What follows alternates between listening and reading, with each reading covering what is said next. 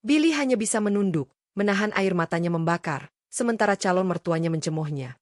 Kau pikir dengan seragam sopir bus yang murahan ini kau pantas untuk putriku? Pagi selalu dimulai dengan ritual yang sama bagi Billy. Jam 4.30, alarm tua di samping tempat tidurnya berbunyi dengan getaran yang lebih kuat daripada suaranya. Ia bangun di kamar kontrakannya yang sempit namun tertata rapi. Dindingnya dipenuhi poster peta kota tua dan beberapa foto ia bersama rombongan anak panti asuhan yang ia ajak jalan-jalan naik busnya. Ada satu bingkai foto khusus, berisi potret wanita paruh baya dengan senyum lemah, sang ibu, almarhumah. Setiap bangun, matanya selalu menyapu foto itu, seakan mengucapkan selamat pagi. Ritual mandi, sarapan sederhana, nasi panas dengan telur ceplok dan sambal buatan sendiri, lalu ia merapikan seragam abu-abu birunya. Seragam itu selalu disetrika rapi, bajunya harum wangi sabun cair murah. Baginya, ini adalah simbol harga diri. Kita mungkin menyetir bus, tapi kita harus yang paling rapi dan profesional, begitu pesan mandornya dulu yang ia pegang teguh. Pukul 5.15, ia sudah sampai di pool bus. Bus kuning tua bernomor 05, jalur Kampung Melayu Pasar Senen, adalah kerajaan kecilnya.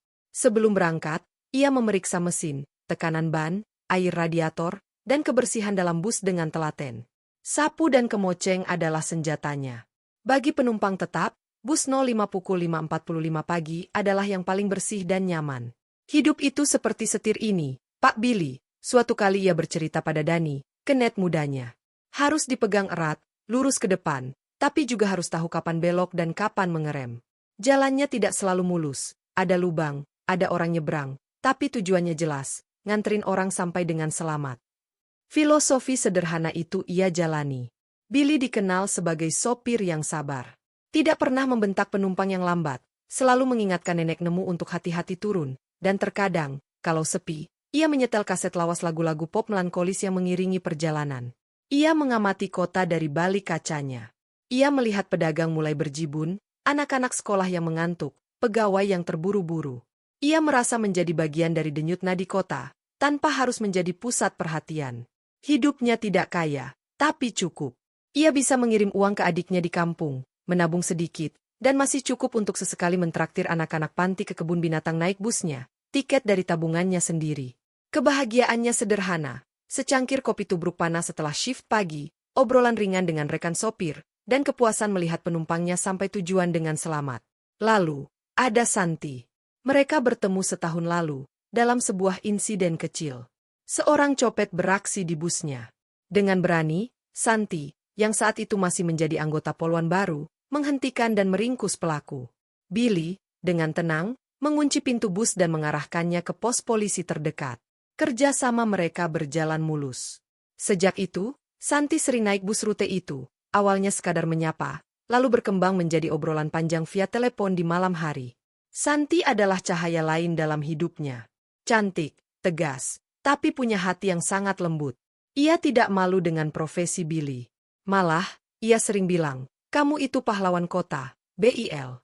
Yang bikin kota ini hidup ya orang-orang seperti kamu. Cinta mereka tumbuh di sela-sela perbedaan jadwal yang sibuk. Kencan mereka seringkali hanya makan bakso pinggir jalan usai Santi dinas malam, atau sekadar duduk di halte yang sepi sambil berbagi cerita. Di akhir bab 1, kita melihat Billy memandang kota yang mulai terang disinari matahari pagi. Wajahnya tenang. Ia mungkin tidak punya harta, tapi ia punya kepuasan batin, cinta yang tulus, dan keyakinan bahwa hidupnya bermakna. Ia tidak tahu bahwa roda kehidupan yang ia jalani dengan mulus itu sebentar lagi akan menemui polisi tidur yang sangat besar, yang akan menggetarkan seluruh fondasi dunianya. Malam itu, sebelum tidur, ia menerima pesan dari Santi. Besok ayahku mau ketemu, BL. Jam 10 pagi di terminal. Aku sudah cerita banyak tentang kamu. Jangan gugup ya. Aku yakin beliau akan suka. Billy membalas dengan emotikon senyum dan hati, perasaan campur aduk antara harap dan cemas berdebar di dadanya. Malam itu, ia tidur dengan doa sederhana, semoga besok adalah awal babak baru yang indah. Fajar kedua setelah pesan dari Santi menyingsing, namun rasanya berbeda bagi Billy. Udara pagi yang biasanya segar dan menenangkan, pagi ini terasa sedikit menegang. Ritual bangun tidur, mandi, dan sarapan masih ia lakukan dengan urutan yang sama, namun pikirannya melayang jauh ke pertemuan yang akan datang. Ia berdiri lebih lama di depan cermin kecil di kamarnya, memeriksa seragamnya, merapikan rambut yang sudah dipotong rapi 2 hari lalu khusus untuk hari ini. Ia bahkan mengoleskan sedikit minyak wangi yang ia beli di pasar, satu-satunya wewangian mewah yang ia miliki. Tenang, Bil. Kamu baik, pekerja keras, dan jujur. Itu yang terpenting, bisiknya pada bayangannya sendiri, mencoba menenangkan debaran jantung yang terasa hingga di tenggorokan. Perjalanan shift pagi terasa lebih panjang dari biasanya. Setiap lampu merah seolah berlama-lama. Ia tetap profesional, menyapa penumpang tetap dengan senyum, membantu nenek dengan belanjaannya, tetapi pikirannya terbelah. Dani, kenetnya, menyadari kegelisahan itu. Ada apa, Pak Billy? Kayaknya pikiran kemana-mana nih, tanya Dani sambil mengatur uang koin. Biasa, Dan. Cuma ada urusan penting nanti siang, jawab Billy singkat, fokusnya kembali ke jalan. Urusan sama Bu Polwan ya? Dani menyenggol dengan senyum nakal. Billy hanya tersenyum tipis, mengangguk pelan. Dani langsung bersemangat. Wih, berarti bakal serius dong. Selamat ya, Pak. Bu Polwan kan orang baik banget. Pujian Dani melegakan, tapi juga menambah beban. Orang baik. Iya, Santi adalah orang baik. Dan ayahnya pasti juga orang baik, pikir Billy berusaha optimis. Seorang pensiunan perwira polisi, tentu beliau adalah orang yang disiplin dan menghargai kerja keras. Billy membayangkan seorang bapak berwibawa dengan postur tegap, mungkin agak ketat, tetapi pada akhirnya akan melihat ketulusan hatinya. Ia berencana akan bersikap sangat hormat, menjawab pertanyaan dengan jujur, dan tidak banyak bicara kecuali ditanya. Pukul 9.30, shift paginya berakhir. Biasanya, ia akan langsung pulang, mandi, dan istirahat. Tapi hari ini, ia buru-buru ke kamar kecil pool untuk berganti baju. Ia sudah menyiapkan baju terbaiknya, kemeja lengan panjang warna biru muda yang masih terlihat baru, dan celana kain hitam yang licin. Ia mengenakannya dengan hati-hati, menghindari kerutan. Sepatu kulit hitamnya yang sudah usang tapi mengkilap setelah disemir semalaman, ia pakai. Ia memandang dirinya di kaca retak di dinding. Penampilannya sederhana, rapi, dan bersih. Itu yang terbaik yang bisa ia usahakan. Santi mengirim pesan, ayahku sudah sampai, Bil. Dia di depan warung kopi di terminal utama. Aku lagi parkir motor. Kamu di mana? Jantung Billy berdegup kencang. Aku jalan dari pool. 5 menit lagi sampai. Balasnya, jemarinya gemetar ringan. Terminal pada jam segitu ramai dengan lalu lalang bus, calon penumpang, pedagang asongan, dan sopir-sopir yang sedang istirahat. Suara mesin, klakson, dan teriakan saling bersahutan. Billy menyusuri terminal, matanya mencari sosok yang sesuai deskripsi Santi. Tinggi, postur tegap, rambut perak, mungkin memakai kemeja polo atau batik. Dan ia melihatnya. Di depan warung kopi, Kopi Doan, duduk seorang pria dengan sikap yang sangat tegak. Wajahnya tegas, alisnya lebat, dan matanya sedang memindai sekeliling dengan pandangan waspada, pandangan seorang polisi sejati. Ia memakai kemeja batik lengan panjang motif sederhana yang rapi, dan celana chino. Di depannya ada secangkir kopi yang masih penuh. Billy menarik napas dalam. Sebelum ia mendekat, Santi muncul dari arah lain. Wajahnya cantik dengan sedikit make-up natural. Rambutnya disanggul rapi di bawah topi polwan yang ia pegang. Ia tersenyum pada Billy, tapi senyum itu terlihat kaku, ada kecemasan di matanya. Ia melambai. Billy, sini, panggil Santi, suaranya berusaha terdengar ceria. Billy mendekat, berusaha menenangkan diri.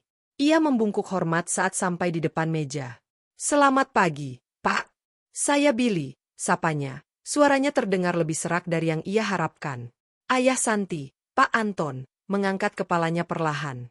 Matanya, yang tajam dan berwarna coklat gelap, menyapu Billy dari ujung kepala hingga ujung kaki. Proses itu hanya berlangsung beberapa detik, tapi terasa seperti 1 jam bagi Billy. Ekspresi wajah Pak Anton tidak berubah, tetap datar, tidak ramah tetapi juga tidak langsung bermusuhan. Pagi. Silakan duduk, kata Pak Anton, suaranya berat dan berwibawa. Tangannya menunjuk kursi plastik kosong di seberangnya. Billy duduk dengan patuh. Santi duduk di sampingnya, lebih dekat ke Billy, sebuah tindakan kecil yang segera ditangkap oleh ayahnya. Santi bilang, kau sopir bus? Tanya Pak Anton langsung ke inti, tanpa basa-basi. Kopinya masih belum disentuh. Iya, Pak. Untuk rute Kampung Melayu Pasar Senen, jawab Billy, berusaha menatap mata Pak Anton, meski sulit. Sudah berapa lama? 7 tahun, Pak. Pendapatan cukup untuk hidup. Pertanyaan itu ditanyakan dengan nada datar, tapi terasa seperti pisau. Billy menelan ludah. Alhamdulillah cukup untuk kebutuhan sehari-hari dan menabung sedikit, Pak. Pak Anton mengangguk singkat, lalu matanya kembali meneliti Billy. Keluarga di mana? Orang tua sudah meninggal, Pak. Saya anak pertama. Ada satu adik di kampung, di Garut. Saya yang membiayai sekolahnya. Dengusan pendek. Dan kau berpikir dengan pekerjaan dan tanggung jawab seperti itu, kau bisa membahagiakan anak saya? Memberinya kehidupan yang layak. Suasana sekitarnya seolah menghilang. Bising terminal memudar. Billy bisa mendengar detak jantungnya sendiri. Ia melihat Santi di sampingnya, yang kini menunduk, memegang ujung baju Billy dengan lembut di bawah meja, sebuah isyarat meminta kekuatan.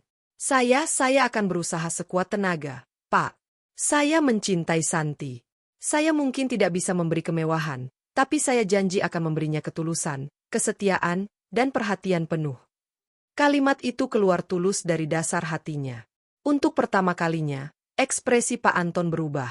Bukan menjadi lembut, tetapi seolah mendengar sesuatu yang naif dan menggelikan. Bibirnya menyeringai tipis, bukan senyum. Ketulusan, kesetiaan, ucapnya perlahan. Anak muda, di dunia nyata, cinta butuh lebih dari kata-kata manis. Butuh fondasi yang kuat, rumah yang layak, keamanan finansial, status sosial yang setara. Apa yang bisa kau tawarkan? Kontrakan? Gaji pas-pasan? Dan masa depan? Apa ambisimu? Tetap menjadi sopir bus sampai tua. Setiap kata seperti pukulan palu. Billy merasa dadanya sesak. Ia melihat Santi, yang kini wajahnya pucat. Ayah! Protes Santi lemah. Diam, Santi. Ayah sedang bicara serius dengan dia. Potong Pak Anton dengan suara yang tidak boleh dibantah. Lalu ia menatap Billy lagi. Kau pikir dengan seragam rapi dan janji kosong, kau sudah pantas? Lihat sekelilingmu. Suaranya mulai meninggi, menarik perhatian beberapa orang di warung kopi dan sekitarnya. Kau lihat itu? Itu sopir-sopir bus, kenet, pedagang asongan. Itu duniamu. Dunia yang bising, penuh peluh, dan tidak punya masa depan cerah. Anak saya adalah seorang polwan, lulusan akademi terbaik. Dia punya karir gemilang di depan mata. Apa kau mau dia turun ke levelmu? Hidup susah? Dijauhi keluarga besarnya karena menikahi seorang sopir. Kata terakhir diucapkan dengan intonasi merendahkan yang dalam. Billy merasa seluruh darah di tubuhnya naik ke kepala, tapi juga sekaligus membeku. Pipinya panas. Tangannya di bawah meja mengepal. Ini adalah penghinaan terbuka, dan yang paling menyakitkan, dilakukan di depan umum, di terminal, tempat ia bekerja, tempat yang ia anggap sebagai kantornya. Ia menarik napas dalam-dalam, mengingat pesan almarhum ibunya. Nak, dalam hidup kita akan dihina. Tapi harga diri kita tidak diambil oleh orang yang menghina, tapi oleh cara kita meresponsnya. Dengan usaha supermanusia, Billy menahan segala emosi yang bergolak. Ia menunduk. Bukan karena menyerah, tetapi untuk mengumpulkan sisa-sisa keberanian dan menahan air mata kemarahan dan sakit hati yang sudah menggenang di pelupuk mata. Pak Anton mengartikan tindakan itu sebagai pengakuan kekalahan. Nah, itu. Kau bahkan tidak bisa membela dirimu sendiri. Kau hanya bisa menunduk. Lalu bagaimana kau akan membela istri dan anakmu nanti? Santi tidak tahan lagi. Air matanya sudah meluber. Ia berdiri, suaranya bergetar campur marah dan malu. Ayah, cukup. Billy itu orang baik. Baik tidak cukup, Santi, balas Pak Anton, kini juga berdiri. Suaranya menggema, menarik lebih banyak perhatian. Beberapa sopir dan kenet yang mengenal Billy mulai mendekat, penasaran. Ayah tidak mau hidupmu sengsara. Dia tidak punya apa-apa. Hanya bisa memberikan mimpi kosong. Pulang sekarang. Ia menarik lengan Santi dengan paksa. Santi terlihat bimbang, matanya yang berkaca-kaca menatap Billy dengan penuh permintaan maaf dan keputusasaan. Dalam sekejap, mereka berdua sudah berbalik, meninggalkan Billy yang masih terduduk diam, menunduk, di tengah kerumunan yang mulai berbisik-bisik. Bunyi klakson bus yang keras seakan membangunkan Billy dari transnya. Perlahan, ia mengangkat kepalanya. Mata orang-orang, ada yang kasihan, ada yang sinis, ada yang sekadar penasaran, menghujaninya. Rasanya seperti telanjang di tengah lapangan. Dengan sisa kekuatan, ia bangkit dari kursi. Tubuhnya terasa berat bagai batu. Ia tidak lari. Ia berjalan pelan, dengan kepala tetap tegak meski hancur di dalam, meninggalkan warung kopi itu, meninggalkan bisikan-bisikan, menuju satu-satunya tempat yang bisa ia sebut sebagai pelindung saat ini, bus nomor 05-nya yang kuning tua, yang parkir sunyi di pojokan pul, jauh dari keramaian yang baru saja menyaksikan kehancuran harga dirinya. Perjalanan 10 meter dari warung kopi ke pul bus terasa seperti maraton bagi Billy. Setiap langkahnya berat, terhuyung, seolah kakinya terbuat dari timah. Bisikan-bisikan, tatapan yang menembus, dan bahkan beberapa teriakan sindiran samar menyelimutinya seperti kabut tebal yang menghalangi napas. "Hei, Billy!" "Ditolak calon mertua ya?" teriak salah satu kenet dari rute lain, diikuti tawa kecil rekan-rekannya. Billy tidak menoleh. Ia fokus pada bus kuningnya, yang bagaikan mercusuar di tengah badai kehinaan ini. Ia harus mencapai sana. Di dalam kerajaan besinya itulah satu-satunya tempat ia bisa merasa aman, setidaknya untuk sesaat. Tapi badai itu ternyata belum reda. Bahkan, baru akan mencapai puncaknya. Pak Anton, setelah menarik Santi yang hampir terseret, tiba-tiba berhenti beberapa langkah dari warung kopi. Amarahnya masih membara. Melihat Billy berjalan pergi dengan kepala tegak, sebuah tindakan yang ia anggap sebagai sikap tidak tahu diri dan pemberontakan, menyalakan sumbu yang lebih pendek dalam dirinya. Ia melepaskan pegangan pada Santi. "Tunggu di sini," perintahnya pada putrinya, lalu berbalik dan melangkah cepat mengejar Billy. Santi terpaku, air mata terus mengalir di pipinya. "Ayah, jangan!" teriaknya lemah, tapi ayahnya sudah tidak mendengar. Billy baru sampai di dekat pintu busnya ketika suara berat Pak Anton menggema dari belakangnya, lebih keras, lebih penuh amarah, dan ditujukan untuk didengar semua orang di sekeliling terminal yang sibuk itu. "Billy, kau berani berbalik padaku?" Billy membeku. Tangan yang sudah hampir menyentuh gagang pintu bus, lunglai. Perlahan, ia berbalik. Pak Anton berdiri sekitar 3 meter darinya, wajahnya merah karena marah dan mungkin juga rasa malu karena merasa diabaikan.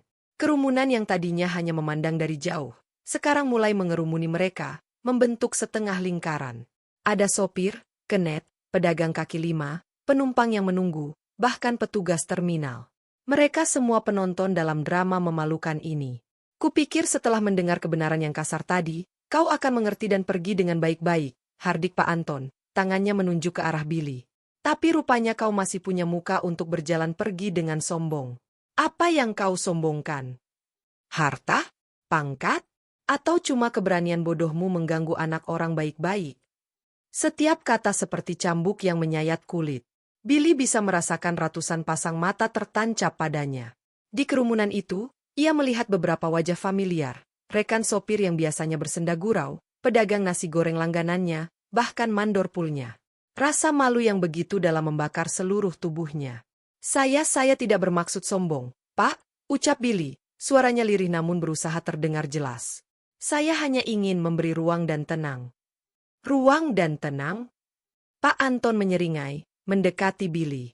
Sekarang mereka hanya terpisah satu langkah. Billy bisa mencium aroma minyak wangi mahal dan amarah yang memancar dari tubuh pria itu. "Kau mengacaukan kehidupan anakku, mengacaukan pikirannya dengan janji-janji palsu, dan sekarang kau minta tenang? Kau pikir ini permainan?" Jari telunjuk Pak Anton hampir menyentuh dada Billy. "Lihat dirimu. Lihat pakaianmu yang murahan. Lihat sepatumu yang sudah aus. Lihat tempat kerjamu ini, berisik, kotor, penuh orang-orang rendahan. Ini yang kau tawarkan pada Santi? Sebuah kehidupan sebagai istri sopir bus yang hidupnya cuma numpang lewat di terminal dan kontrakan." Kata-kata itu diucapkan dengan suara lantang, jelas terdengar oleh setiap orang di sekitar. Beberapa orang mulai berbisik dengan nada tidak suka. "Keterlaluan si bapak ini," bisik seorang ibu pedagang. Tapi Billy tidak mendengar itu. Yang ia dengar adalah bunyi hancurnya harga dirinya, pecah berkeping-keping di tanah beton terminal. Ia menunduk lagi, kali ini karena tidak kuat menahan beban tatapan kerumunan dan tusukan kata-kata Pak Anton. Tangannya tergenggam kencang, kuku menancap di telapak tangan. Pak Anton melihat Billy menunduk lagi, dan itu semakin membuatnya geram. "Lihat! Lihat semua orang!" ia berteriak, menoleh ke kerumunan sejenak. "Ini pria yang katanya mencintai anak saya. Tidak bisa berkata-kata, tidak bisa membela diri. Hanya bisa menunduk seperti anak kecil yang ketakutan. Apakah ini calon suami yang pantas? Apakah ini yang disebut pria? Teriakan terakhirnya begitu keras, sehingga membuat beberapa orang di belakangnya mundur sedikit. Billy merasakan sesuatu yang panas dan asing di sudut matanya. Air mata. Tapi bukan air mata sedih, melainkan air mata kemarahan, kepedihan, dan frustrasi yang tertahan. Ia menggigit bibirnya dalam-dalam sampai terasa sakit, berusaha menahannya. Tiba-tiba, dengan gerakan cepat yang tidak terduga, Pak Anton mengayunkan tangannya. Bukan untuk memukul, tetapi untuk menepuk, lebih tepatnya, menampar, pipi Billy dengan keras menggunakan punggung tangannya. Deg. Suara itu tidak terlalu keras, tapi bagi Billy, bunyinya seperti guntur di telinganya. Kepalanya terpental ke samping. Di pipi kanannya, terasa panas menyengat dan perih. Luka kecil akibat gesekan cincin yang dikenakan Pak Anton di jari manisnya mulai terlihat, meninggalkan goresan merah yang sebentar lagi akan membiru. Kerumunan mendadak hening. Ada yang terkesiap. Santi, dari kejauhan, menjerit kecil dan menutup mulutnya dengan kedua tangan, wajahnya pucat bagai mayat. Billy tetap diam. Kepalanya masih menunduk ke samping. Pipinya yang perih terasa seperti terbakar. Tapi yang lebih sakit adalah luka di dalam hatinya. Penghinaan verbal sudah cukup menyakitkan. Penghinaan fisik di depan publik ini adalah level yang berbeda. Ia merasa dirinya bukan lagi manusia, tapi sampah yang layak diinjak-injak. Pak Anton sendiri tampak sedikit terkejut dengan tindakannya sendiri. Tapi emosi dan gengsi membuatnya tidak bisa menunjukkan penyesalan. Dengan suara yang masih menggema tapi sudah sedikit kehilangan amunisi, ia mengumpat, "Itu pelajaran untukmu. Jangan mendekati anakku lagi. Kau tidak layak. Kau cuma sampah masyarakat yang mengganggu ketentraman keluarga orang." Kemudian, ia berbalik, mendorong kerumunan dengan sikapnya yang masih angkuh, dan kembali ke tempat Santi berdiri. Ia menarik lengannya lagi, kali ini lebih kasar. "Pulang. Sekarang." Santi menoleh sekali lagi ke arah Billy. Wajahnya basah oleh air mata, penuh dengan kepedihan dan permintaan maaf yang tak terucap. Ia mencoba memberontak, tapi ayahnya terlalu kuat. Dalam sekejap, mereka hilang di balik keramaian terminal, meninggalkan Billy sendirian di tengah arena pertunjukan yang baru saja usai. Keheningan yang tadinya menyelimuti, pecah menjadi gemuruh bisikan dan omongan. Beberapa orang mendekati Billy. "Billy, kamu baik-baik saja?" tanya mandornya, Pak Rudi, dengan suara berat penuh perhatian. Sudah, bubar. Nggak ada tontonan, teriak sopir lain untuk membubarkan kerumunan. Tapi Billy tidak merespons. Perlahan, dengan gerakan seperti robot, ia membuka pintu busnya, naik, dan langsung menutup pintu di belakangnya. Ia mengunci pintu dari dalam. Dunia luar yang berisik, penuh tatapan dan bisikan, tertutup seketika. Di dalam kabin yang sunyi, hanya terdengar desisan kecil AC yang sudah tua. Billy tidak langsung menyetir. Ia duduk di kursi sopirnya, memandang lurus ke depan, melalui kaca depan yang sedikit berdebu. Pipinya yang terluka berdenyut-denyut. Tapi ia tidak menyentuhnya. Di luar, beberapa rekan masih mengetuk kaca, memastikan keadaannya. Tapi Billy tidak bergerak. Ia seperti patung. Pikirannya kosong. Hampa. Lalu, satu persatu, kata-kata Pak Anton kembali bergema di kepalanya. Orang rendahan. Tidak punya masa depan. Sampah masyarakat. Tidak layak. Dan kemudian, wajah Santi yang penuh air mata, dan rasa tidak berdayanya sendiri karena hanya bisa menunduk. Lama sekali ia duduk di sana, mungkin setengah jam, mungkin lebih. Sampai akhirnya, ia menyalakan mesin bus. Suara diesel yang familiar sedikit membangunkannya dari stupor. Dengan gerakan mekanis, ia memasukkan persneling, melepas rem tangan, dan membawa bus kuningnya perlahan keluar dari pul, meninggalkan terminal dan semua kenangan memalukan yang baru saja terukir di sana. Perjalanan pulang ke rumah kontrakannya tidak ia ingat. Yang ia ingat hanyalah saat ia akhirnya berdiri di depan cermin kecil di kamarnya, menatap wajahnya sendiri. Di pipi kanannya, sudah membentuk memar keunguan dan goresan merah yang jelas. Luka fisik itu nyata. Tapi yang ia lihat di mata sendiri di cermin adalah luka yang jauh lebih dalam. Luka pada harga diri, pada keyakinan, pada impian sederhana yang ia pikir mungkin bisa ia raih. Ia tidak menangis. Air matanya sepertinya sudah kering di terminal tadi. Yang ada hanyalah rasa hampa yang sangat dalam, dan satu pertanyaan yang berputar-putar di kepalanya. Apakah dia benar? Apakah aku benar-benar tidak layak? Malam itu, Untuk pertama kalinya dalam 7 tahun, Billy tidak menelepon Santi. Dan Santi pun tidak mengirim pesan. Ada tembok yang sangat tebal yang tiba-tiba berdiri di antara mereka. Tembok yang dibangun dari penghinaan, rasa malu, dan luka yang mungkin terlalu dalam untuk disembuhkan dalam waktu dekat. Badai di terminal mungkin sudah berlalu. Tapi badai di dalam hati Billy baru saja dimulai. 7 hari telah berlalu sejak badai di terminal. 7 hari yang terasa seperti 7 tahun bagi Billy. Luka di pipinya perlahan memudar, berubah dari warna ungu kehijauan menjadi kuning kecoklatan yang samar. Tapi luka di dalam, itu tetap segar, berdenyut dengan nyeri yang tumpul setiap kali ia mengingat tatapan kerumunan, suara teriakan Pak Anton, dan air mata Santi.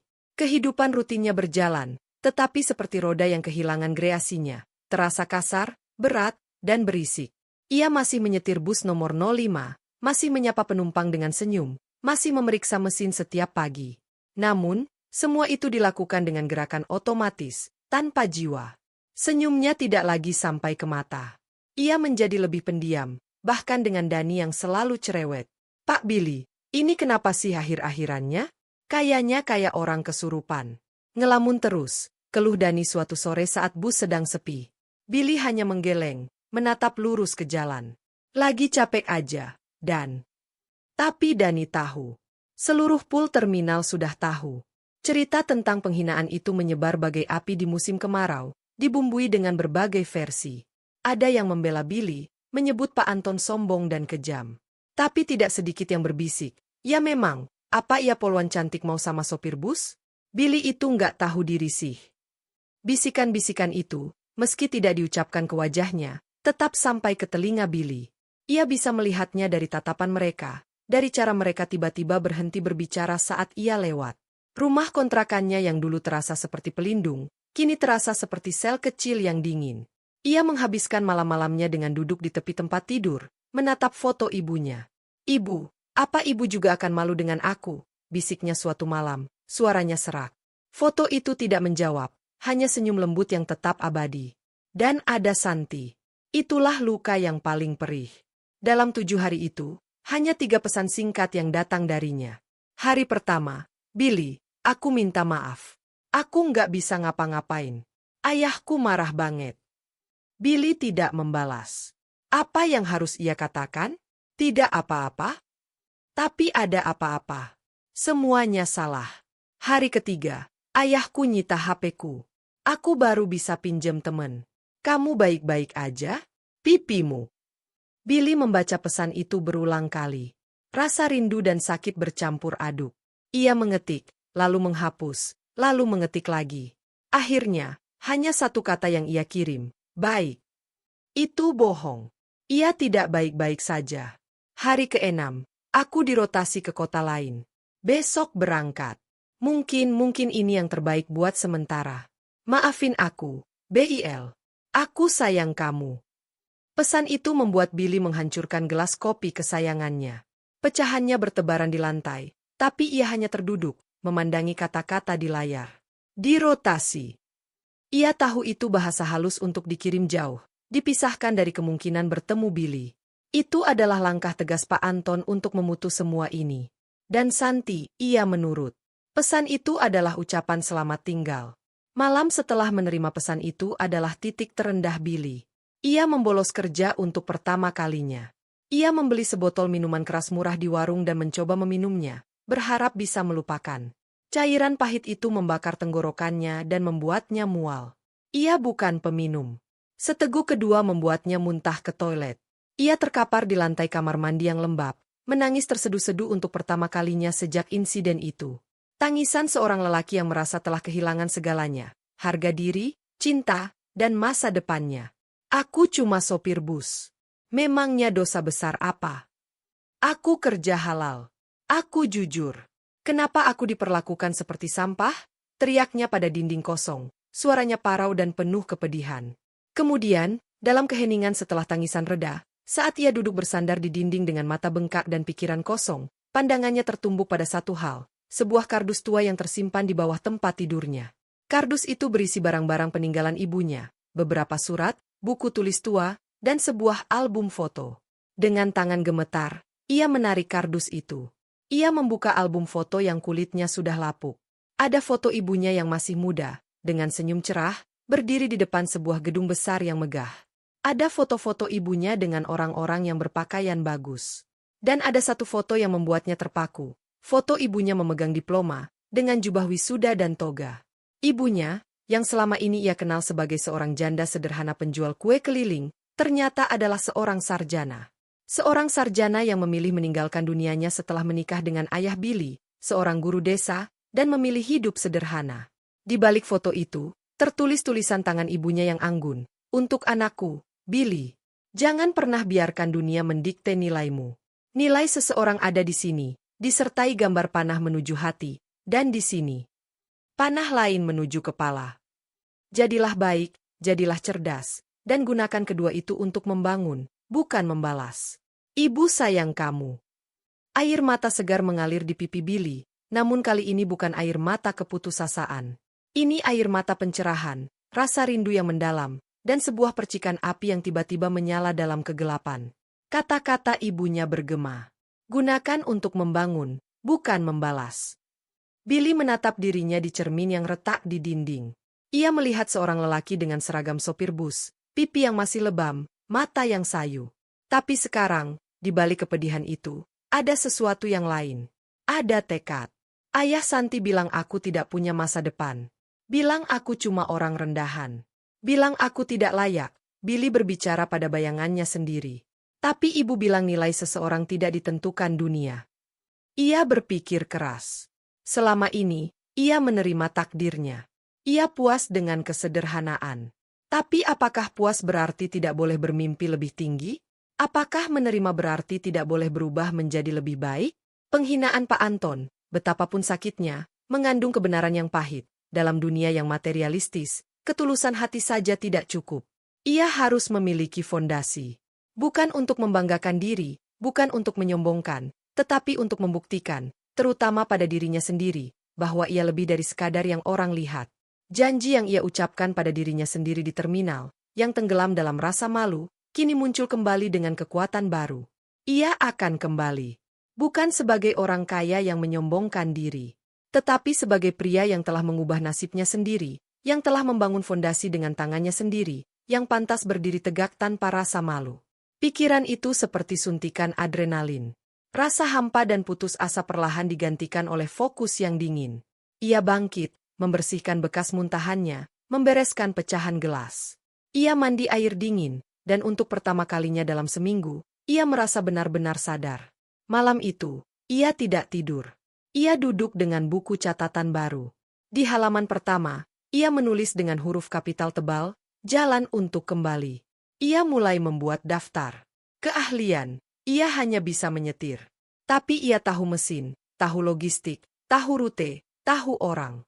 Aset, tabungan sedikit, motor tua, dan reputasi sebagai sopir jujur dan telaten di kalangan rekan-rekan. Peluang, apa yang bisa ia bangun dari sini? Idenya tidak langsung datang sebagai bisnis besar. Itu dimulai dari hal kecil.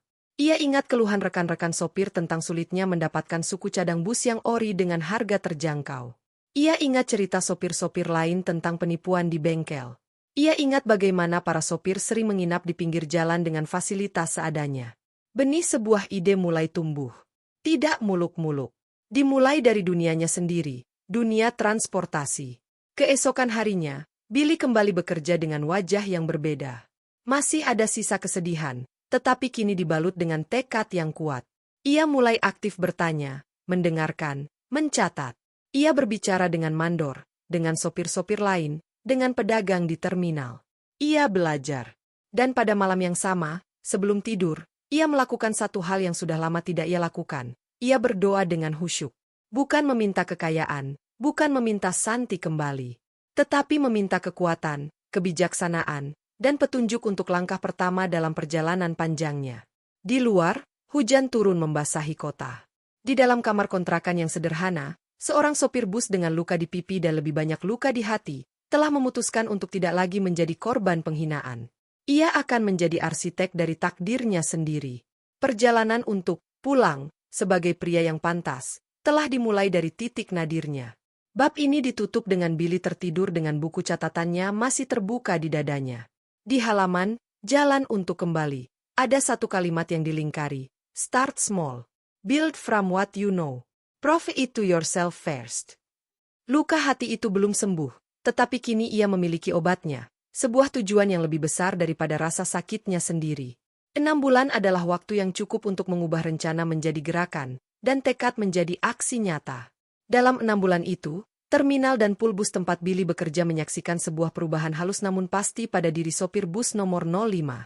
Billy tetap menjadi Billy yang ramah dan profesional. Namun, ada cahaya baru di matanya, sebuah fokus yang tajam, sebuah ketenangan yang berasal dari tujuan yang jelas. Waktu luangnya yang dulu dihabiskan untuk nongkrong atau tidur, kini dipenuhi dengan aktivitas lain. Ia selalu membawa buku catatannya yang sudah mulai lusuh. Perubahannya dimulai dari hal yang sangat kecil, persis seperti yang ia tulis. Minggu pertama hingga keempat, riset dan jaringan. Ia mendekati Pak Rudi, mandornya, yang juga seorang mantan mekanik. Pak, kalau kita mau bikin koperasi kecil-kecilan buat bantu sesama sopir nyetok suku cadang ori dengan harga grosir, kira-kira bisa nggak ya? Tanya Billy suatu sore sambil membantu membersihkan filter udara bus Pak Rudi. Pak Rudi, pria berumur 50-an yang baik hati, mengerutkan kening. Bisa sih, Bel. Tapi butuh modal, butuh izin, butuh koneksi ke distributor. Susah. Kalau cuma modal awal dan koneksi, gimana kalau kita coba hubungi teman-teman dulu? Setor iuran sukarela. Siapa tahu ada yang punya kenalan di bengkel besar? Usul Billy. Dari percakapan sederhana itu, terbentuklah grup obrolan kecil berisi 10 sopir dan kenet yang dipercaya. Mereka sepakat menyetor Rp50.000 per minggu. Modal awal terkumpul 2 juta. Jumlah yang sangat kecil. Tapi Billy punya kunci lain yang belum pernah ia gunakan. Suatu malam, ia membuka sebuah email tua yang ia buat bertahun lalu dan hampir terlupakan. Email itu terhubung ke sebuah akun media sosial yang tidak pernah ia gunakan. Dengan hati berdebar, ia login. Profil itu sederhana, tanpa foto. Tapi di bagian teman, ada beberapa nama yang membuat jantungnya berdetak kencang.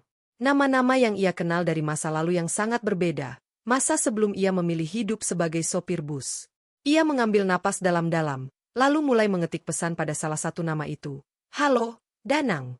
Ini Billy. Maaf mengganggu. Ada yang ingin kubicarakan, mungkin bisa membuka peluang usaha kecil. Minggu ke-5 hingga ke-12, langkah pertama. Danang, yang ternyata sekarang menjadi manajer di sebuah perusahaan distributor suku cadang kendaraan niaga besar, awalnya tidak percaya. Ia bahkan menelepon langsung.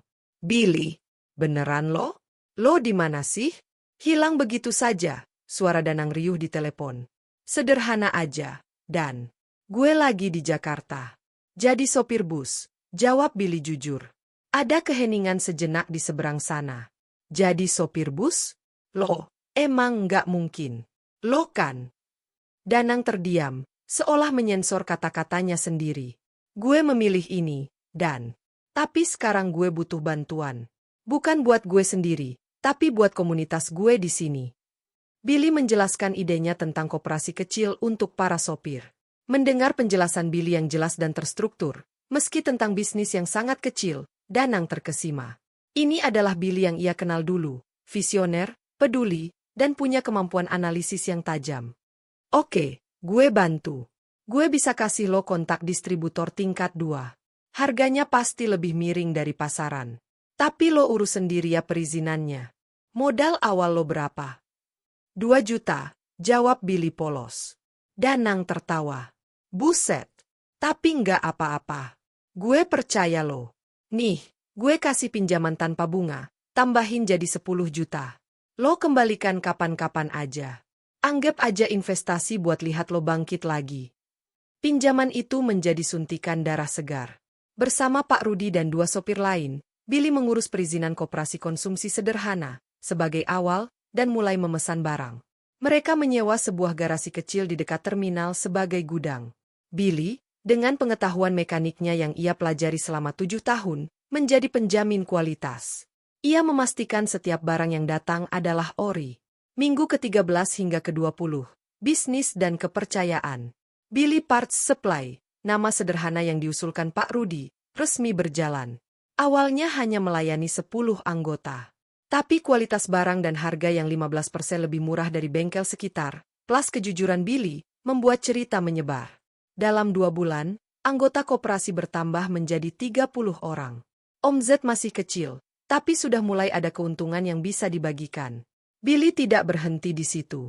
Ia mengamati masalah lain. Banyak sopir dari daerah yang sering kesulitan mencari tempat istirahat yang aman dan murah. Ia melihat sebuah rumah kos sederhana di belakang terminal yang nyaris sepi. Dengan sisa keuntungan dan keyakinan yang mulai tumbuh, ia menemui pemilik kos. Ia menawarkan kerjasama. Ia akan mengisi semua kamar yang kosong dengan sopir-sopir langganan, dengan jaminan pembayaran tepat waktu dari koperasi. Pemilik kos, seorang janda tua, setuju karena kamarnya sudah lama kosong. Layanan, Billy Respond, pun lahir. Sebuah tempat istirahat sederhana dengan fasilitas cuci gratis, dapur umum, dan wifi. Biayanya sangat terjangkau. Tempat itu langsung penuh. Billy bahkan merekrut istri salah satu sopir untuk mengelola dapur, menciptakan lapangan kerja kecil. Minggu ke-21 hingga ke-24, dunia mulai melihat. Aktivitas Billy yang mulai mencolok menarik perhatian. Suatu hari, seorang jurnalis muda dari media online transportasi datang ke terminal untuk membuat liputan tentang kehidupan sopir. Dari obrolan dengan beberapa sopir, nama Billy terus disebut. Itu Pak Billy, pemuda baik. Berkat dia kita bisa dapat spare part murah, kata salah satunya. Sang jurnalis, bernama Rara, akhirnya mewawancarai Billy. Wawancara itu awalnya hanya tentang koperasi. Namun, semakin dalam berbicara, Rara terpesona oleh visi Billy yang sederhana namun mendalam, membangun kemandirian dan kesejahteraan dari dalam komunitas, dengan prinsip gotong royong dan kejujuran. Kenapa Anda memilih jadi sopir bus, Pak Billy? Dari cara Anda bicara, Anda seperti berlatar belakang pendidikan yang baik, tanya Rara akhirnya, penasaran. Billy tersenyum kecil. Untuk pertama kalinya dalam beberapa bulan, senyum itu terasa ringan. Cerita panjang, Mbak. Tapi yang penting sekarang saya di sini, dan saya ingin komunitas tempat saya bekerja bisa lebih sejahtera. Artikel itu terbit dengan judul, Dari Setir Bus Hingga Gulirkan Koperasi, Kisah Billy Membangun Kemandirian Sopir Terminal. Artikel itu dilengkapi foto Billy yang sedang memeriksa suku cadang di gudang kecilnya, dengan seragam sopir bus masih melekat di badan. Wajahnya tenang, penuh keyakinan. Artikel itu menjadi viral di kalangan komunitas transportasi. Billy mulai mendapat telepon dari sopir-sopir terminal lain yang ingin meniru modelnya. Bahkan, seorang petugas dari dinas koperasi setempat datang untuk memberi pembinaan dan apresiasi. Kejutan besar, siapa sebenarnya Billy? Danang, teman lamanya, tidak bisa menahan diri. Setelah membaca artikel itu, ia mengirim pesan panjang pada Billy. Isinya antara lain, lo udah siap belum buat cerita yang sebenarnya? Orang-orang perlu tahu ini bukan cuma kisah motivasi biasa. Ini kisah tentang pilihan hidup. Billy berpikir lama. Ia ingat penghinaan Pak Anton. Ia ingat tatapan merendahkan. Mungkin, memang saatnya.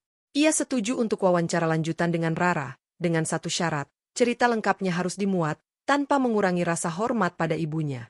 Dalam wawancara mendalam itu, di kamar kontrakannya yang masih sangat sederhana, Billy akhirnya membuka tabir.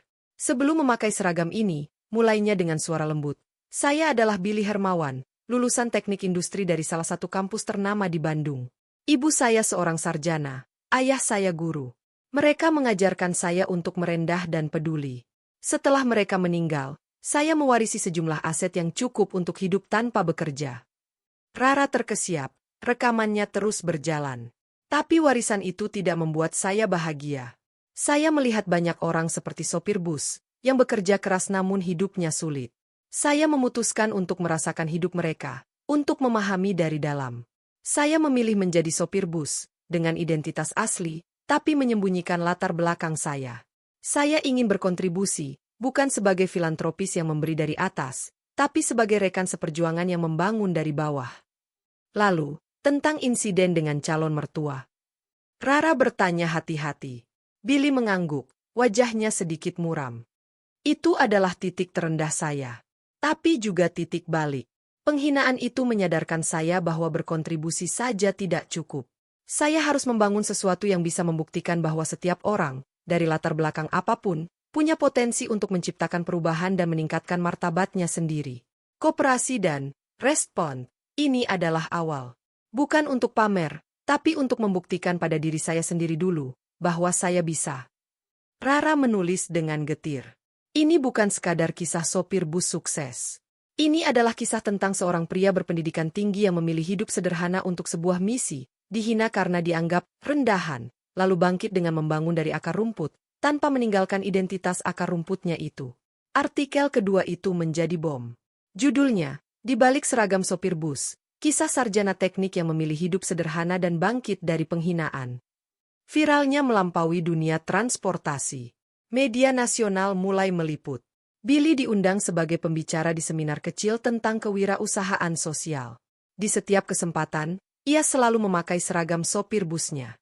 Itu adalah identitasnya yang baru, identitas yang ia banggakan karena ia perjuangkan.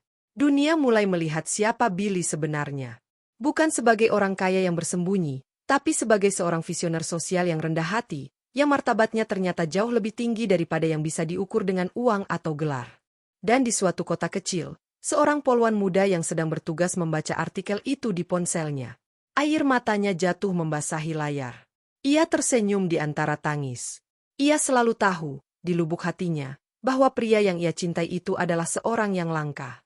Kini, dunia juga tahu. Sementara itu, di rumah seorang pensiunan perwira polisi, sebuah koran tergeletak di meja dengan halaman depan menampilkan wajah Billy yang tenang. Pak Anton duduk terdiam, wajahnya pucat, menatap foto pria yang dahulu ia hina di terminal. Tangannya gemetar memegang koran itu. Rasa sesal yang dalam dan pedih mulai menggerogotinya, namun juga ada secercah keheranan dan, mungkin, rasa hormat yang mulai tumbuh. Layar telah terbuka. Identitas sebenarnya Billy bukanlah tentang kekayaan yang tersembunyi, melainkan tentang kearifan, pilihan hidup, dan ketahanan hati yang luar biasa. Dan perjalanannya masih jauh dari selesai. Gelombang publisitas yang datang begitu deras tidak lantas mengubah Billy menjadi selebritas yang melayang. Justru sebaliknya, ia menjadi lebih membumi. Ia menyadari bahwa sorotan media adalah pisau bermata dua, bisa membangun kredibilitas, tetapi juga bisa memutus hubungannya dengan akar rumput yang selama ini ia jaga. Oleh karena itu, langkah pertama yang ia lakukan adalah mengumpulkan seluruh anggota koperasi dan penghuni, Billy Restaurant. Pertemuan diadakan di garasi yang kini telah dirapikan menjadi ruang pertemuan sederhana. Puluhan pasang mata menatapnya, sopir tua, kenet muda, ibu-ibu yang mengelola dapur. Ada keraguan di beberapa wajah. Sekarang dia orang terkenal, pasti bakal ninggalin kita, begitu bisik yang sempat ia dengar. Billy berdiri di depan, masih dengan seragam sopir busnya yang sedikit lusuh. Bapak-bapak, ibu-ibu, saudara-saudara sekalian, mulainya. Suaranya jernih dan tenang. Beberapa hari ini ada banyak berita tentang saya. Banyak hal tentang masa lalu saya yang terbuka. Saya minta maaf jika selama ini saya menyembunyikannya. Dia menyelimuti ruangan. Tapi saya mau tegaskan satu hal. Seragam ini, ia menepuk bahu seragamnya, bukan kamuflase. Ini identitas saya yang sebenarnya sekarang. Saya adalah sopir bus. Dan saya adalah bagian dari kalian. Warisan dan gelar saya itu masa lalu. Yang sedang kita bangun ini adalah masa depan kita bersama. Ia melanjutkan dengan menjelaskan visinya yang diperluas, tetapi dengan prinsip yang sama, gotong royong. Koperasi kita akan berkembang. Bukan cuma suku cadang. Kita bisa mulai simpan pinjam untuk pendidikan anak-anak kita, asuransi kesehatan sederhana. Respond, kita bisa jadi lebih nyaman, dengan klinik kecil. Tapi semua ini harus kita putuskan bersama. Saya tidak mau jadi bos. Saya ingin tetap jadi kawan seperjuangan kalian. Keraguan di ruangan itu perlahan mencair. Pak Rudi berdiri, matanya berkaca-kaca. Saya dari dulu percaya sama Billy. Dulu waktu dia dihina, saya yang marah. Sekarang, dia malah bawa kita semua naik. Saya dukung. Sorakan dan tepuk tangan kecil menggemakan persetujuan. Kepercayaan itu tidak hilang, justru menguat. Mereka melihat Billy tidak berubah. Ia masih orang yang sama, yang mau turun tangan memeriksa ban atau mendengarkan keluhan. Dengan legitimasi dari anggota dan momentum dari media, Billy mulai melangkah lebih strategis. Ia menggunakan pengetahuan teknik industrinya untuk membuat sistem inventori dan keuangan koperasi menjadi digital sederhana, menggunakan aplikasi pesan yang familiar. Ia mengajak anak-anak muda di kalangan sopir yang melek teknologi untuk dilatih mengelola sistem ini. Ia juga menerima tawaran bantuan dari berbagai pihak dengan sangat selektif. Sebuah perusahaan teknologi menawarkan investasi besar untuk mengembangkan aplikasi khusus bagi sopir. Billy menolak tawaran akuisisi, tetapi setuju pada kerja sama kemitraan. Perusahaan itu menyediakan platform, sementara koperasi Billy menyediakan konten dan pengguna. Keuntungan dibagi secara adil. Hasilnya lahir aplikasi, Sopir Sejahtera, forum berbagi rute, info lalu lintas, harga suku cadang, dan layanan pinjam-meminjam mikro. Kisah Billy juga menarik perhatian lembaga keuangan mikro. Setelah melalui proses audit yang ketat, koperasinya mendapatkan suntikan dana bergulir dengan bunga rendah. Dana itu ia gunakan untuk membeli 2 unit mobil bekas yang dimodifikasi menjadi klinik keliling sopir, menyediakan layanan tensi darah gratis, konsultasi kesehatan ringan, dan obat-obatan dasar. Seorang mantan perawat yang merupakan istri sopir bersedia mengelola klinik ini. Transformasi itu nyata dan berjalan cepat, namun tetap terasa organik. Terminal yang dulu hanya tempat singgah, kini menjadi pusat komunitas yang hidup. Billy tidak lagi hanya menyetir bus full-time. Ia membagi waktunya, setengah shift menyetir, karena ia tetap mencintai itu, dan separuhnya lagi mengelola perkembangan koperasi dan yayasan sosial kecil yang ia dirikan atas nama ibunya. Satu hari, datanglah tamu tak terduga ke gudang koperasinya. Seorang pria berusia paruh baya dengan kemeja necis dan membawa portofolio. Saya Antonius Wijaya, perkenalannya. Saya mewakili kelompok bisnis keluarga yang tertarik dengan model kewirausahaan sosial Anda. Billy menyambutnya dengan ramah, tetapi hatinya berdesir. Nama itu, Antonius, sama dengan nama ayah Santi. Tapi pria ini jauh lebih muda. Mungkin Bapak pernah mendengar tentang keluarga Wijaya di bidang properti, tanya pria itu. Billy menggeleng. Saya kurang mengikuti, maaf. Tidak masalah. Intinya, kami ingin mengajak kerjasama. Kami memiliki tanah di beberapa titik dekat terminal-terminal besar. Kami ingin membangun, Billy respond, versi yang lebih lengkap, dengan tempat istirahat, bengkel kecil, klinik, dan warung makan sehat. Kami urus modal dan pembangunan, Anda urus konsep dan operasionalnya. Bagi hasil. Tawaran itu sangat menggiurkan. Tapi Billy berhati-hati. Saya perlu berdiskusi dengan anggota koperasi saya dulu. Prinsip kami, keputusan besar harus bersama. Sangat bijaksana, kata Antonius sambil menganggung hormat. Oh ya, satu lagi. Saya diminta menyampaikan salam dari seseorang yang sangat mengenal Anda. Santi. Billy tersentak. Jantungnya berhenti sejenak. Santi? Dia, bagaimana dia? Dia baik. Dia sebenarnya keponakan saya. Adik dari ayahnya, jelas Antonius. Dia yang memberitahu saya tentang Anda, tentang artikel itu. Dia sangat bangga. Dan ayahnya, kakak saya, sekarang sedang berusaha memahami segalanya. Billy terdiam lama. Rasa sakit lama bergejolak, tetapi juga ada harapan. Tolong sampaikan, saya berterima kasih pada Santi. Dan saya berharap suatu saat nanti kita semua bisa berbicara dengan hati yang tenang. Antonius tersenyum. Saya yakin akan tiba waktunya. Pertemuan itu memberi Billy energi baru. Bukan karena tawaran bisnisnya, tetapi karena kabar tentang Santi. Ia menyadari, transformasinya bukan hanya untuk membuktikan sesuatu pada Pak Anton atau dunia. Ini juga untuk Santi.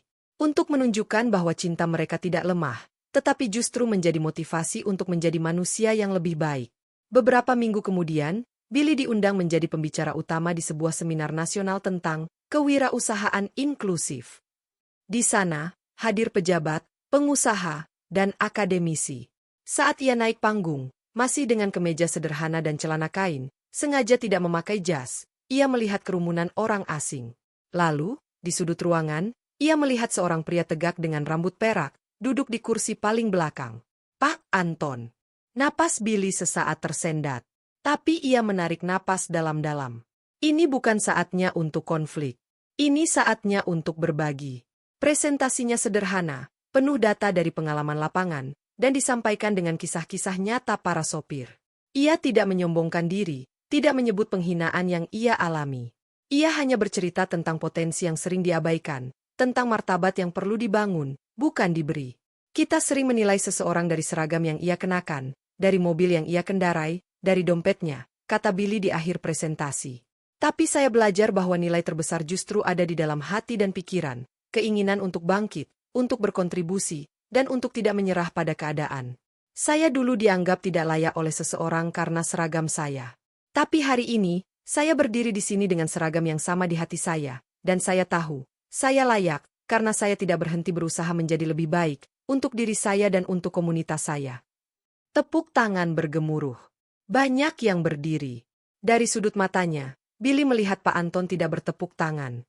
Pria itu hanya duduk terdiam, menatap lurus ke depan, wajahnya tak terbaca. Usai acara, saat Billy dikerumuni orang yang ingin berfoto atau bertanya, Pak Anton menghilang. Malamnya, Billy mendapatkan pesan email dari alamat yang tidak dikenal. Isinya singkat. Billy, saya hadir hari ini. Saya mendengar semua. Ada banyak hal yang perlu saya pikirkan ulang. Saya belum bisa meminta maaf, karena rasa malu saya masih terlalu besar. Tapi saya ingin kamu tahu, kamu telah melakukan sesuatu yang luar biasa. Santi tidak salah melihatmu. Billy membaca pesan itu berulang kali. Air matanya tidak jatuh. Yang ia rasakan adalah sebuah pelepasan, sebuah pengakuan kecil yang berarti lebih dari sekadar permintaan maaf. Ia tidak membalas. Ia biarkan ruang itu terbuka. Transformasi Billy kini hampir lengkap. Ia bukan lagi korban yang terluka. Ia bukan hanya pengusaha sosial yang sukses. Ia telah menjadi simbol ketahanan dan integritas. Ia telah membuktikan janjinya pada dirinya sendiri, bahwa ia bisa kembali sebagai pria yang pantas. Namun, satu hal masih mengganjal, Santi. Cinta yang tertunda, yang terpisah oleh jarak dan kesalahpahaman. Ia tahu, transformasi fisik dan sosialnya belum lengkap tanpa rekonsiliasi hati. Dan untuk itu, ia membutuhkan keberanian yang berbeda. Bukan keberangan membangun bisnis, tetapi keberanian untuk membuka hati yang pernah terluka, dan mungkin, untuk memberikan pengampunan. Bab ini diakhiri dengan Billy memandang kota dari jendela kamarnya. Pesan email itu masih terbuka di laptopnya. Ia sudah sampai di puncak yang tidak pernah ia bayangkan. Tapi ada satu puncak lagi yang harus ia daki. Memulihkan hubungan yang paling ia rindukan, bukan dengan kebanggaan, tetapi dengan kerendahan hati yang sama seperti ketika ia memulai segalanya. 1 tahun telah berlalu sejak presentasi Billy di seminar nasional. Dalam kurun waktu itu, komunitas Billy telah berkembang menjadi sesuatu yang lebih dari sekadar koperasi. Kini ada 3, Billy Hub, pusat layanan lengkap untuk pekerja transportasi, yang beroperasi di terminal-terminal strategis. Masing-masing dilengkapi dengan klinik, perpustakaan mini, ruang pelatihan, dan koperasi serba ada. Semua dikelola oleh mantan sopir dan keluarganya, dengan sistem yang telah terstandarisasi.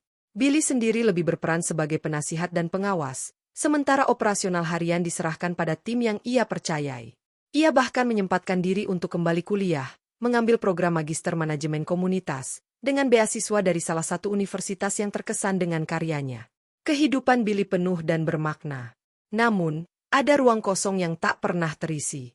Ruang yang dulu dihuni oleh tawa Santi, oleh percakapan telepon larut malam, oleh impian-impian sederhana yang mereka rajut bersama. Ia dan Santi masih berkomunikasi, tapi hanya sesekali, melalui pesan singkat yang aman.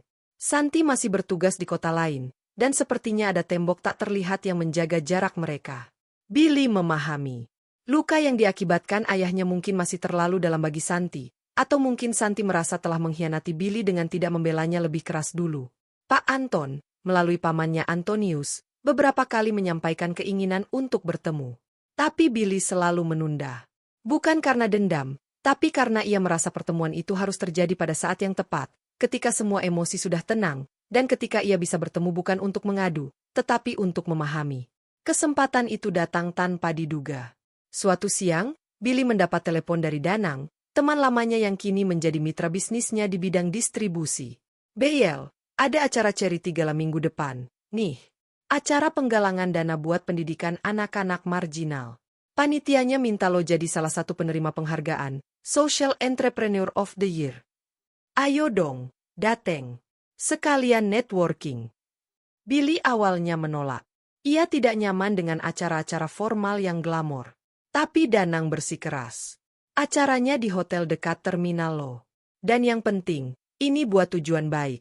Dana yang terkumpul bakal disalurkan lewat yayasan-yayasan terpercaya, termasuk bisa aja buat program beasiswa anak-anak sopir di komunitas lo.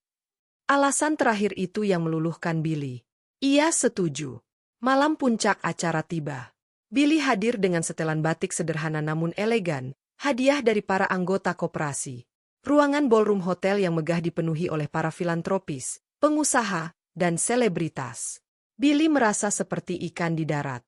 Ia lebih nyaman di bengkel atau di ruang pertemuan sederhana komunitasnya. Saat acara berlangsung, ia duduk di meja dekat panggung. Dari kejauhan, ia melihat beberapa wajah familiar dari dunia bisnis yang pernah ia temui. Lalu, pandangannya terhenti pada satu meja di sisi lain ruangan. Dadunya sesak.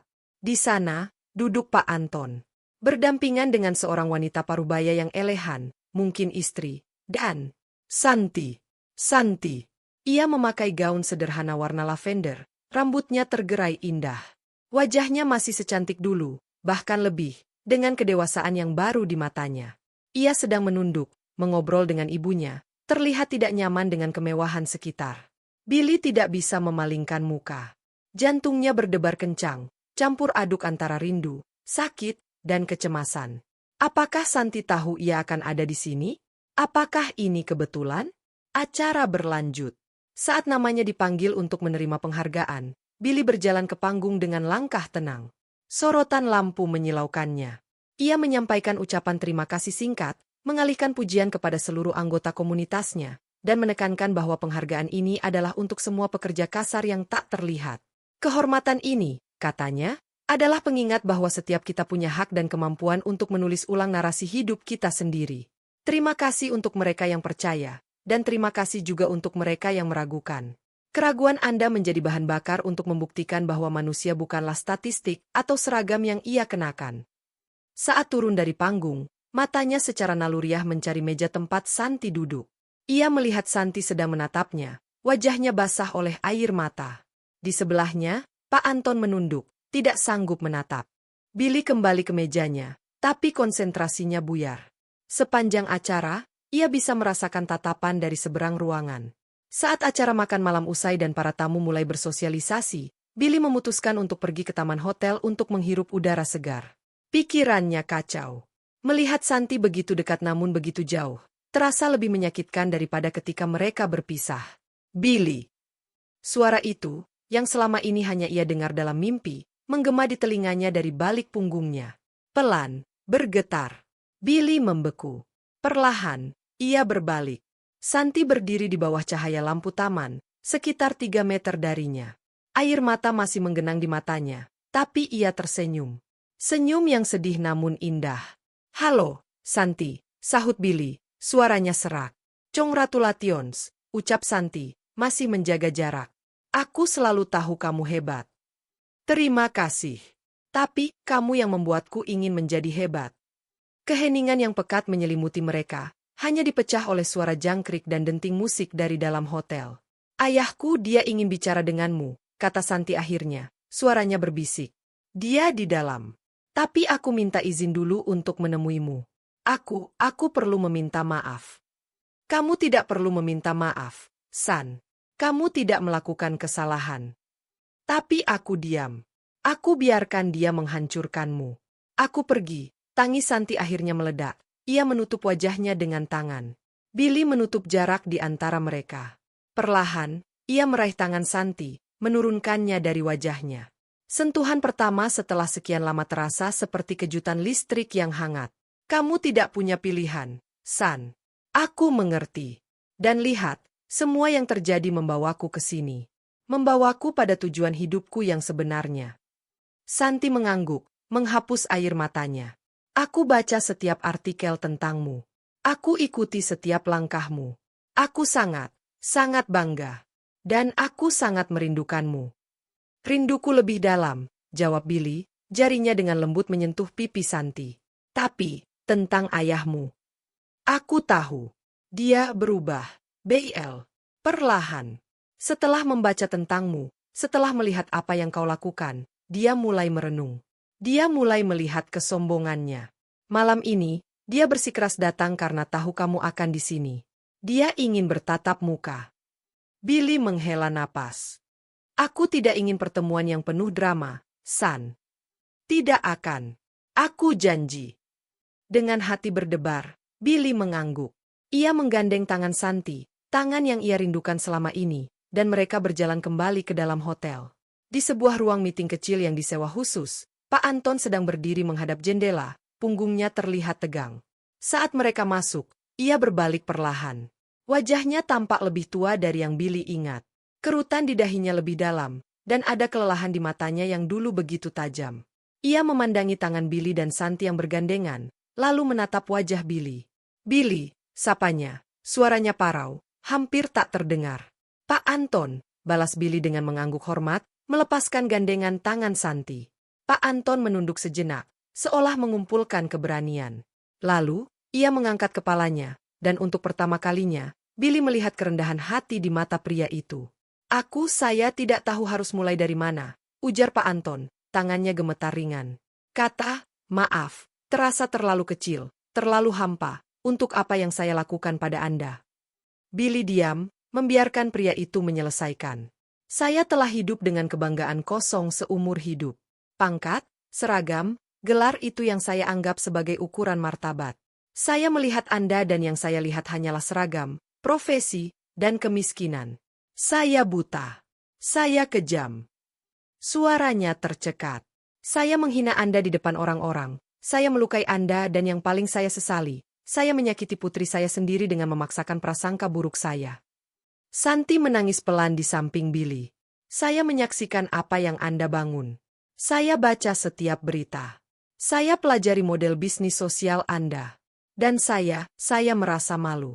Martabat sejati, ternyata, ada pada Anda. Bukan pada saya yang pensiun dengan segala tanda jasa, tapi pada seorang sopir bus yang mengangkat ratusan keluarganya dari ketidakpastian."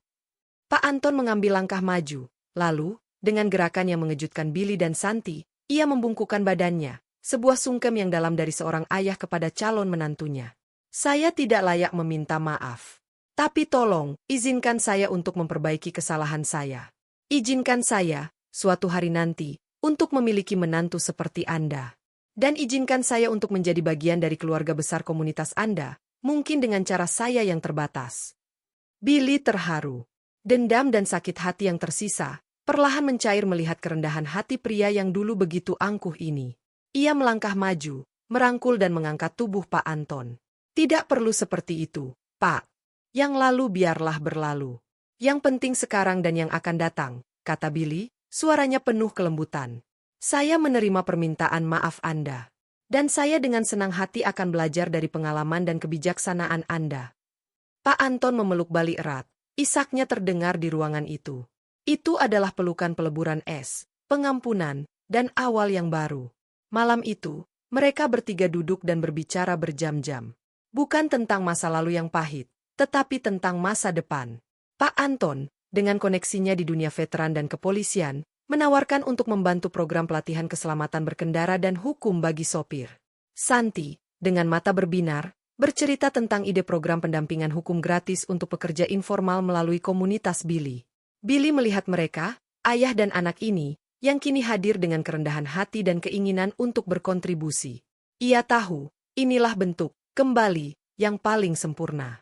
Ia kembali bukan dengan kebanggaan dan kekayaan, tetapi dengan hati yang lapang, dengan cinta yang dimurnikan oleh waktu dan pengampunan, dan dengan keluarga yang diperluas, keluarga yang melihat nilai seseorang dari isi hati dan kontribusinya, bukan dari penampilan luarnya. Beberapa bulan kemudian, di sebuah acara sederhana yang dihadiri oleh keluarga, rekan-rekan sopir, dan teman-teman dari berbagai latar belakang, Billy dan Santi akhirnya menyatukan janji mereka. Tidak di gedung mewah, tetapi di halaman Billy Hub, pertama yang kini telah menjadi taman komunitas yang asri. Billy memakai setelan batik yang sama dari para sopir, Santi memakai kebaya sederhana. Yang memimpin pemberkatan adalah seorang ustadz yang juga ayah dari salah satu sopir.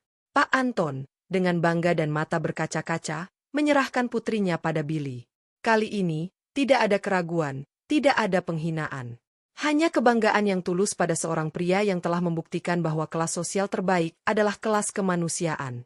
Dalam sambutannya, Billy berkata, "Hidup mengajarku bahwa kesuksesan sejati bukanlah tentang seberapa tinggi kita naik, tetapi tentang berapa banyak orang yang kita bawa naik bersama kita. Dan cinta sejati adalah ketika seseorang melihat nilai dalam dirimu bahkan saat kamu sendiri belum bisa melihatnya. Santi, kamu adalah orang itu. Terima kasih telah menungguku." Billy telah kembali. Bukan sebagai orang kaya, bukan sebagai sosok terkenal, tetapi sebagai manusia utuh yang telah menemukan tujuannya, memperbaiki luka-lukanya, dan akhirnya, pantas untuk cinta yang tak pernah benar-benar pergi. Dan dalam pelukan Santi malam itu, di tengah sorak-sorai keluarga besarnya yang kini sangat beragam, Billy tahu, perjalanan panjangnya dari setir bus hingga ke sini, semua luka dan perjuangan, semuanya telah terbayar lunas. Tahun-tahun berikutnya, komunitas Billy menjadi model nasional untuk pemberdayaan pekerja informal. Kisah Billy dan Santi mengajarkan banyak orang tentang ketahanan, cinta, dan pentingnya tidak menilai buku dari sampulnya. Mereka hidup bahagia, tidak dalam kemewahan, tetapi dalam kepenuhan, mengabdi pada komunitas, membesarkan anak-anak mereka dengan nilai-nilai kemanusiaan yang dalam, dan setiap pagi, kadang Billy masih menyetir bus rute lamanya, hanya untuk mengingatkan dirinya dari mana ia berasal, dan untuk siapa ia berjuang.